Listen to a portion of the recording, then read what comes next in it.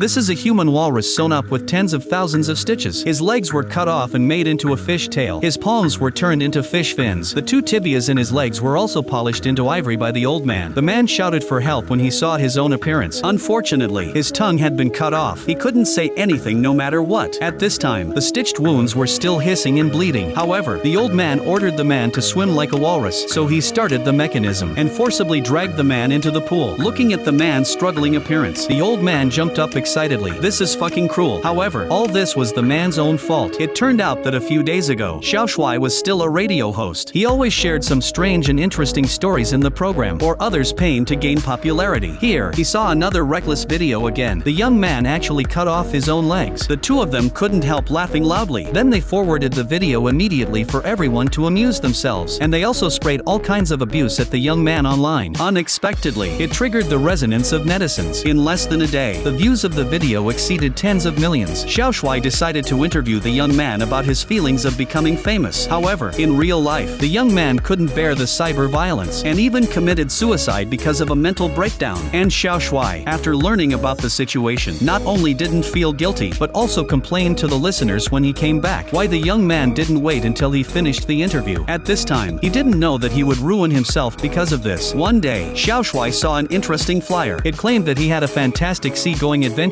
experience, and it was related to walruses, and it guaranteed that the content of the story was absolutely wonderful. Xiao Shuai was immediately attracted. He immediately dialed the contact number on it. Then, according to the provided address, he came to a mansion in the mountains overnight. The house owner was an old man sitting in a wheelchair. He poured a cup of tea for Xiao Shuai. Then he began to tell his own story. It turned out that the old man was a cook on a warship during World War II. He was a cook on a warship. Once, he encountered a naval battle. Only he survived among the whole ship's crew. It was a walrus that saved him. Just at this moment, Xiao Shuai suddenly felt dizzy and then directly fainted to the ground. When he woke up again, he was already sitting in a wheelchair. His calves had lost sensation. He lifted the blanket to have a look and was even more frightened.